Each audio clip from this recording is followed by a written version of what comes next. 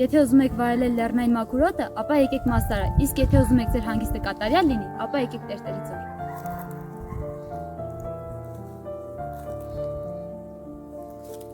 Հայաստան աշխարհի հնագույն գյուղերից է Մաստարան։ Գյուղն ունեցել է հարուստ մշակութային ժառանգություն, որի մի մասը ցավոք չի պահպանվել։ Ջանը հաղորդակից լինելու ամենագեղեցիկ վայրերից է Տերտերի ձորը։ Այս ձորի երկայնքով դարեր առաջ աշխատել են 7 ջրաղացներ։ Դրանք ոչ միայն աղացներ են, այլ նաև գյուղի սիրտը։ 7 ջրաղացները աշխատում են Տերտերի ձորով հոսող Մաստարակետի ջրով։ Ջուրը գալիս է սարերից եւ պտտում աղացքարը, հատիկը դարձնելով այլուր։ Են գալիս Մաստարայի ու հարևան գյուղերի մարդիկ։ Ջրաղացն այն վայրն է, որտեղ բոլորը հանդիպում են լուրեր փոխանակելու, երգելու, ծիծաղելու։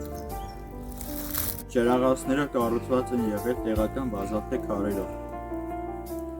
Յուրաքանչյուր ներքին հատվածում եղել է ջրուղի, իսկ վերևում աղացարան։ Ջուրը ընկնում էր անևին, պտտում քարերը ստեղծելով շարժում։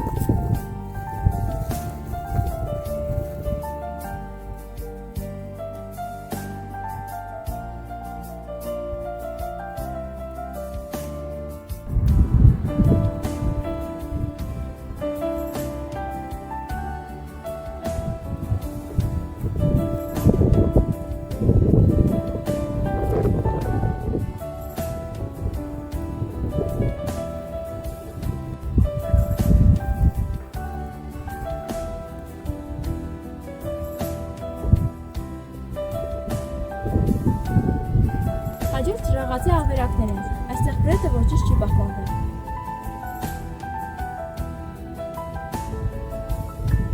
Մաստարայի սելակի ծախապին մեկ հակաբերեցին ջրաղացի ևս մեկ ավերակ։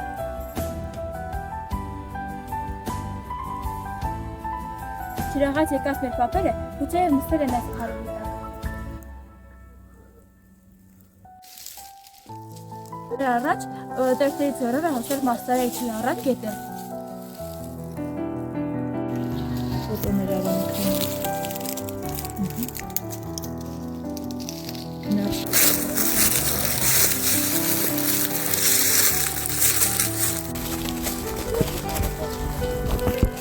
Տերտերի ձորի այս հատվածում մենք հայտնաբերեցինք ջրաղացի ևս մեկ քար։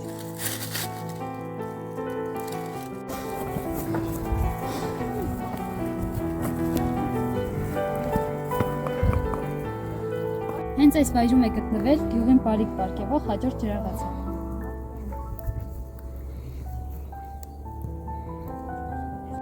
Հիմա ջրաղացների տեղում ավերակներ են։ Բայց եթե ուշադիր լսես, թվում է թե լսում եք հայերի ձայները։ Սա մեր պատմությունն է, Մաստարայի 7 ջրաղացների լռությունը, մեր հողի հիշողությունը։